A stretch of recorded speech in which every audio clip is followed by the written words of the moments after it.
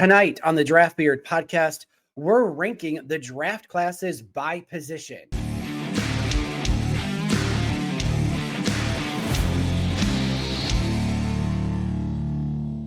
Hey guys, I'm your host, Joshua Klein of the Draft Beard podcast. Tonight, we're going to be looking at each position group of the 2025 NFL draft class and let you know what is the weakest and what is the strongest draft class in this year's draft. Maybe a person who doesn't follow along the draft religiously for the last few months, like a lot of us draft nerds. But we want to give you kind of an overview of what to look for in the draft as we're about a month away from the draft, which draft classes have the most strength and which ones do not.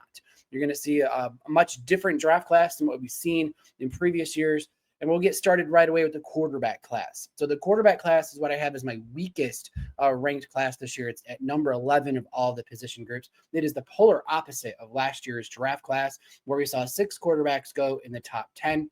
You will see probably one go in the top 10 for sure, possibly number 1 overall. And that's Cam Ward of the Miami, Florida Hurricanes, going maybe to Tennessee. I don't think he slips. I think he's going to go number 1. Is it Tennessee or maybe to someone trade up? After that, you got a lot of talk with Shedeur Sanders, Jackson Dart, Will Howard, Kyle McCord, Riley Leonard. You got a bunch of guys who maybe could be long-term career backups, but I don't see anybody in this group, in pretty much everyone agrees with me, a bona fide, a true take the risk in the top 10 that he could be your franchise quarterback.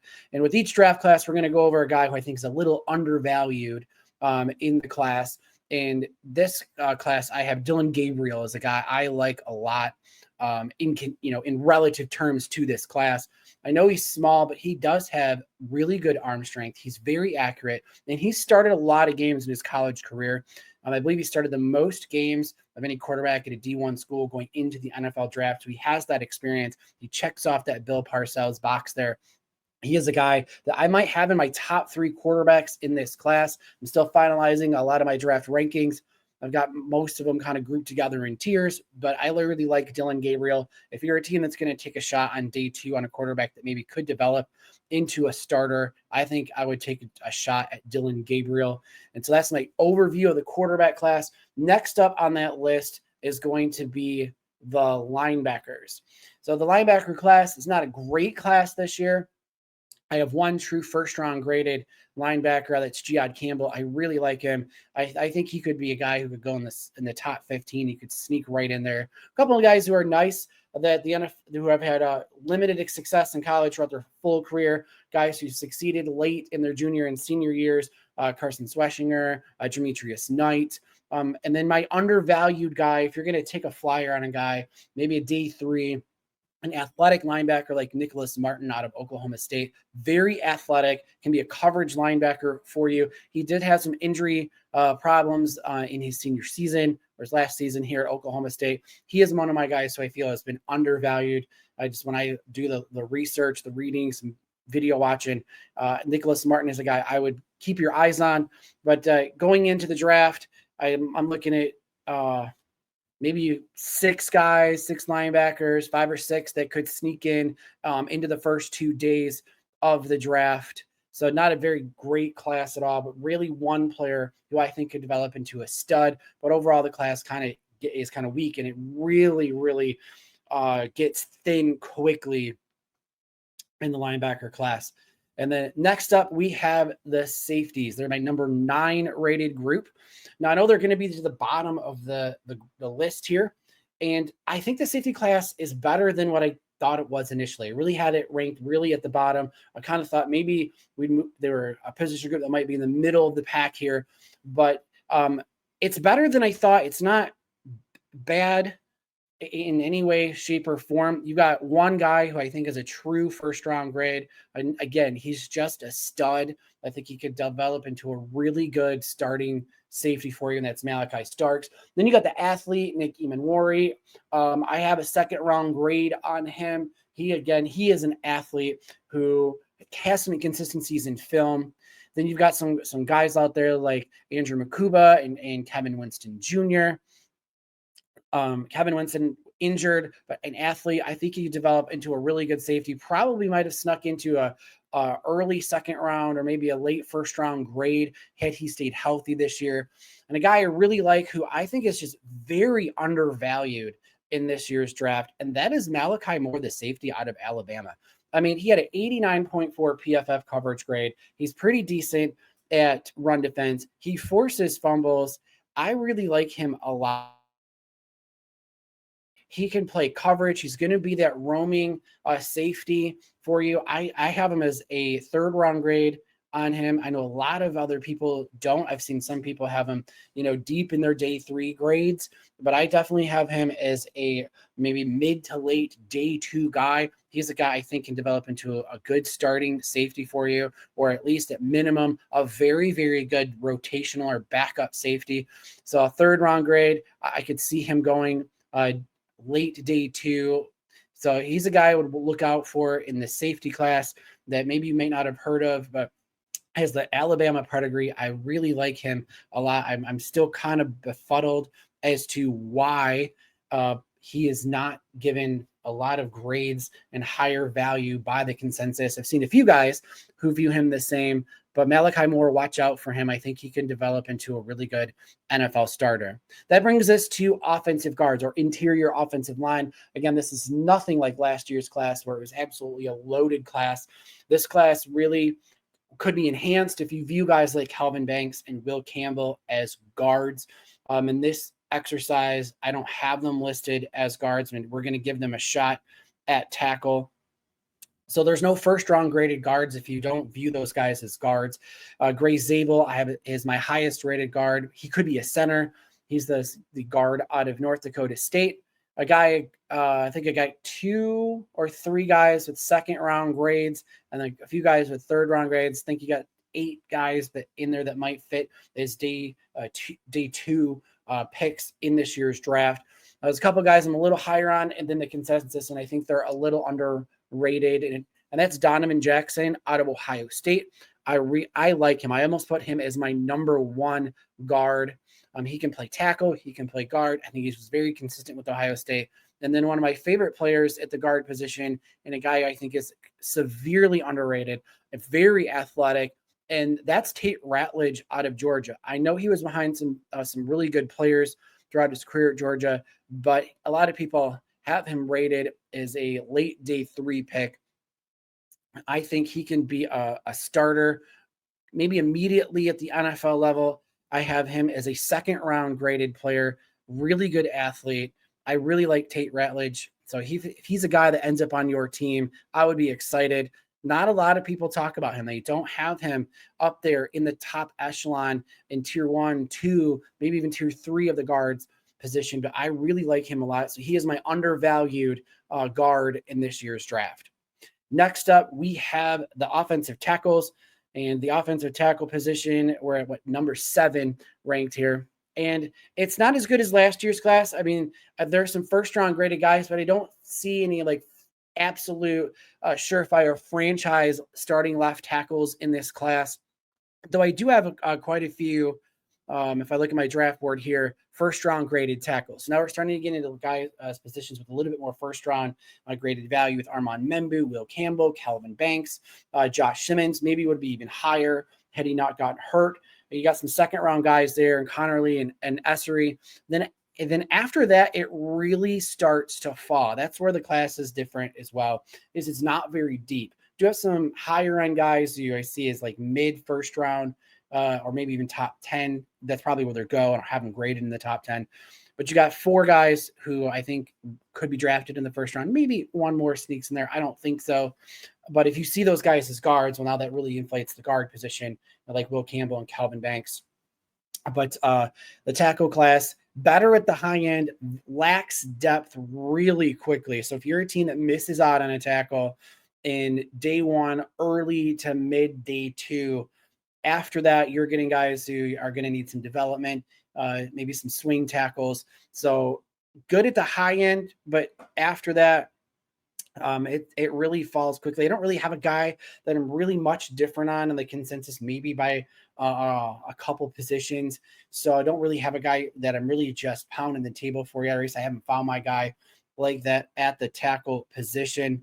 But that brings us up to cornerbacks. Cornerbacks are my 6th rated position group in this class. We have a couple guys in the first round grades at corner. Pretty much most people will know who they are in Will Johnson, Travis Hunter, if you consider him a corner or a wide receiver, Jahade Barron. He's a guy who I have a 2nd round grade on, could see him going in the 1st round.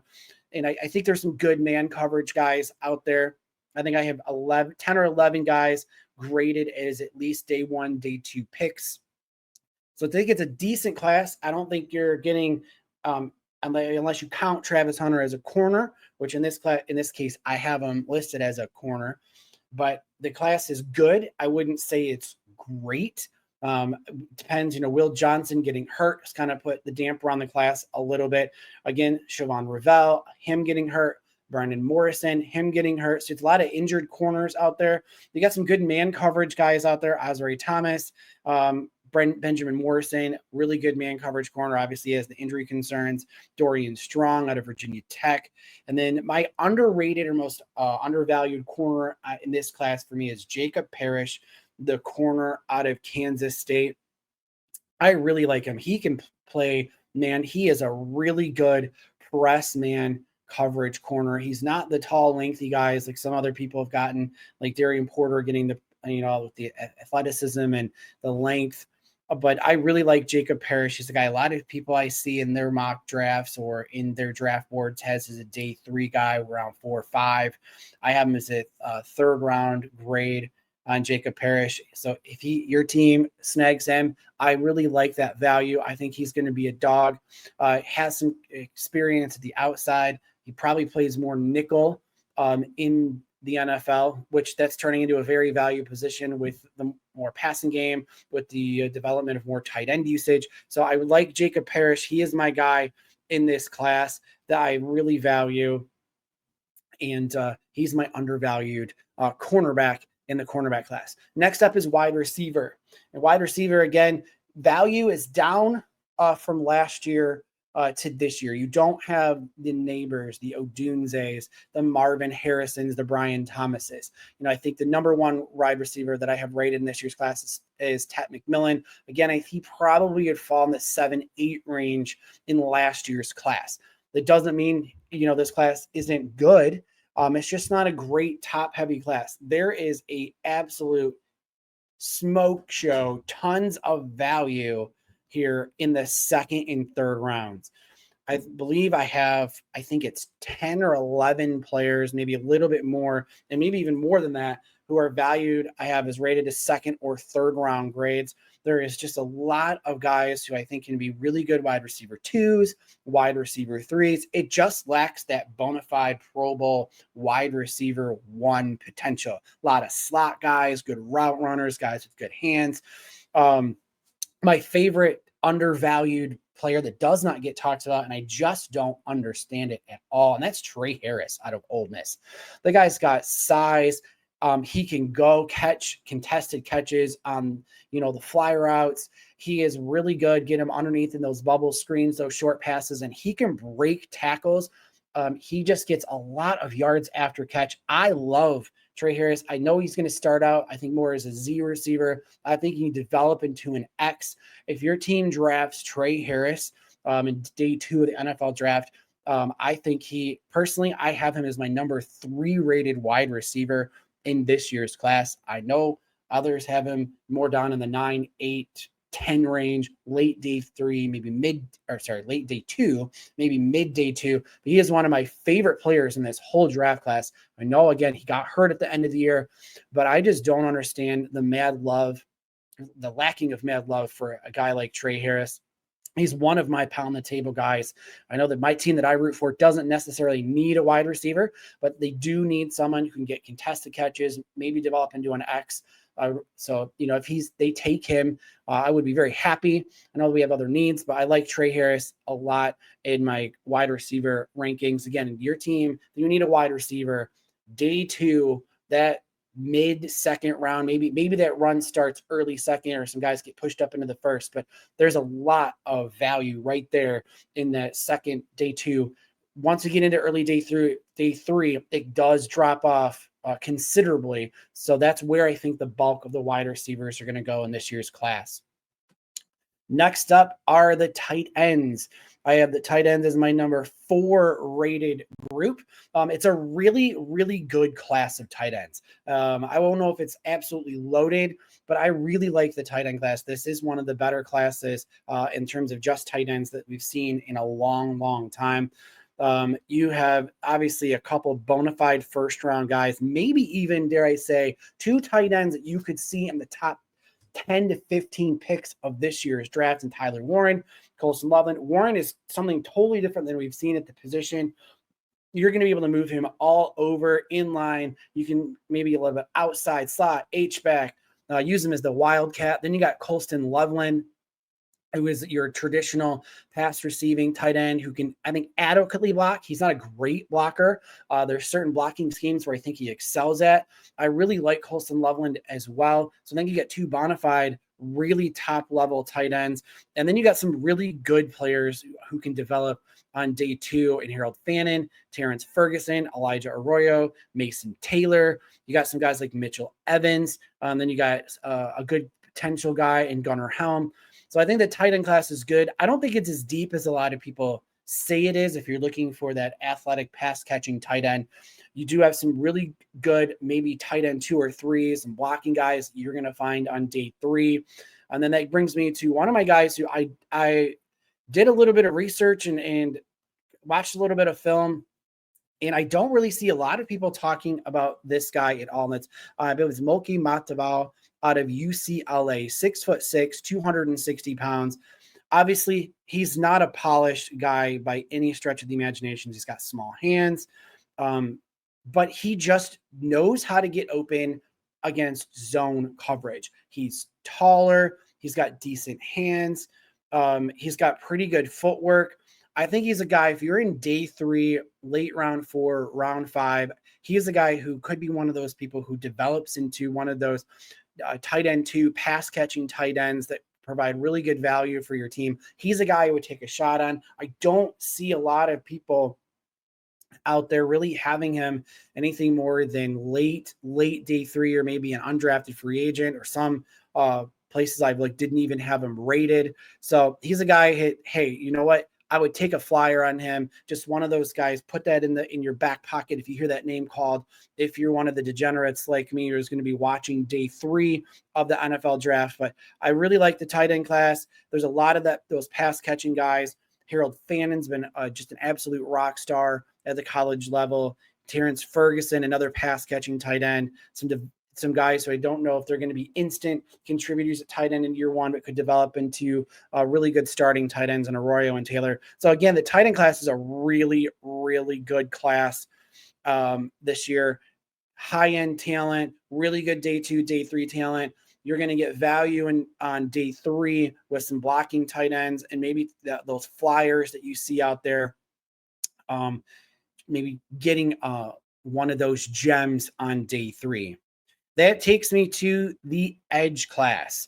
So this edge class, there's been a lot of talk about the edge class, the interior defensive line, the running backs, this group, my top 3. The bulk of this draft are in the next 3 position groups. And it's edge, D tackle, and running back. The edge class, again, is an absolutely loaded class, but where it's not loaded, and that's why I have them at number 3, and it's not loaded at the top of the class. You've got Abdul Carter. Maybe some guys will have Mike Green up there. So I really have one true first round grade right there, top 10 grade actually in Abdul Carter. I've got 2 first round graded edges, but they're at kind of the borderline first round, maybe second round. Mike Green. I do have Shamar Stewart as a first round grade. I'm not a guy who I would take him in the top 10, but if you're looking at him in the middle of the first round, late first round, I think his athleticism and some of the things that you see with the way he's able to move the pocket and his pressure rates, I think he's a guy I would definitely take a flyer on. Not really a flyer. I would bet on him in the first round to take that athleticism and develop it over the next 2 to 3 years, where he could become a stud defensive end. His grades, athletic testing, are right there. Some of the greats that have played this game, like Myles Garrett, like Aiden Hutchinson, and others. So I really like Shamar Stewart. So I have 3 first round grades, and then I have a bunch of second and third round grades. I believe I have 18 total players at the edge class with at least first, second, or third round grades. That is insane. Now, here's where the edge class, it's not like you're getting a lot of guys who I think are going to be impact day one in the NFL, just crazy. They're going to have really great all pro seasons from day one. You got a lot of guys out there who are going to fit different schemes, who can pass rush, and that are going to maybe need some development. So there's a lot of really good, who I think can be good starting NFL edge rushers, but there's going to be quite a few who do hit and are going to be all pros. It's just you got a lot of guys, depending on what you're looking to run, pick your poison. You've got them. You've got the speedy guys in James Pierce Jr. You've got the high production in Prince Umayelin. You've got an underrated guy who gets a lot of pressures in Brady Swinton. You've got, if you want to count Javon Walker, right? I have him as a line listed as in my linebackers. He's really going to run edge. You just don't know what to do with him or how you play him. So I'm not as high on him as others. You've got guys who had really good production 2 years ago in Nick Scorton. You've got the leadership guy who can be just a really good starter in Jack Sawyer. You've got smaller, just pure pass rushing, maybe that third down NASCAR package guys in Josiah Stewart and the kid David Walker out of Central Arkansas. You've got Landon Jackson out there who tested like an athletic freak, but he didn't have a consistent pass rushing stats throughout the season. Is kind of inconsistent. So this class is a really, really good class. If you need edge rushers in this year's draft, more than likely you're going to find one. There is enough to go around. Double up on them. Take your swings. I think there's a lot of guys, and it's a class that doesn't just die either, right? It's not like the tight end class.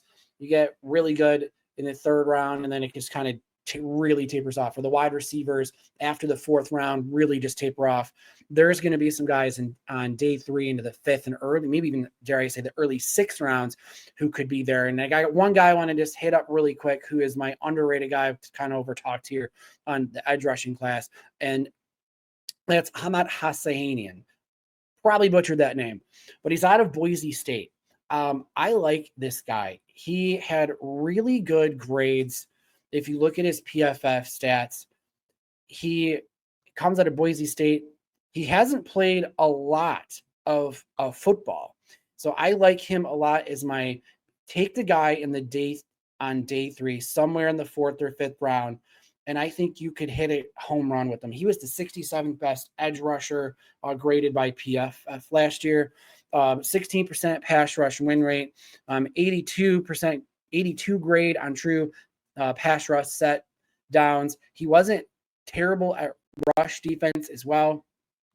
I like him. 6'3", 271 pounds, gives phenomenal effort. Like him a lot. He is a guy who I have, I believe, a 4th round grade on, who I would definitely take a flyer on him. So he's one of my guys who could develop, that is one of my undervalued edge rushers in this class. And it's easy to be undervalued in a class where you could go 25 deep easy with grades into the 5th round. And that brings me to my number 2 class in this year's NFL draft, and that is the absolutely loaded defensive line class. The interior defensive line is absolutely stacked this year. I've got one first-round grade, and that's Mason Graham out of Michigan. He's in my top 3 overall players in this class, and then it just keeps going. I think you could see maybe 3 or 4, 5 interior defensive guys drafted into the first round between Kenneth Grant, Walter Nolan, Darius Alexander. That's probably a little rich for him. Derek Harmon, Tyleik Williams. I could honestly see any of those guys. If they went in the first round, I wouldn't be surprised. I have 13 players graded as at least day 1, day 2 from the interior defensive line class. You've got some guys who can pass rush. You got a pass rush specialist in Omar Norman Lott. You got an undersized CJ West out of the University of Indiana. One of my guys who I think is a little undervalued, just slightly, I like Joshua Farmer out of Florida State. He is one of my undervalued guys in this draft. But you got so many in the defensive interior. So it's basically, this draft is, you want to build in the trenches, but on the defensive side of the ball, you're going to have an easy time doing that in this draft. There are so many players who I think can make an impact for you. And so my undervalued guy I mentioned is Joshua Farmer. He needs some refinement, right? He's 6'3", 318 pounds. He's got some good pass rushing ability, which if you're a run defender, you're already one step ahead, right? So I've heard it said that, hey, run defenders, we'll take those all day long, but if you can pass rush, that's something we don't have to teach you. So if you can already do that, you're one step ahead going into the NFL. I think he's a guy who can be a really good pass rushing interior defensive lineman. I have him as a 3rd round grade. I've seen him go anywhere, late day 2, early day 3. He's one of those guys who I really like. I think he's a guy that's undervalued in this draft class. Not by much. And again, there's just so many defensive tackles in this class. You want run stuffers. You've got Tyleik Williams out of Ohio State right there. You've got Alfred Collins. Then you want pass rushers. You've got guys like Aeneas Peebles, Joshua Farmer.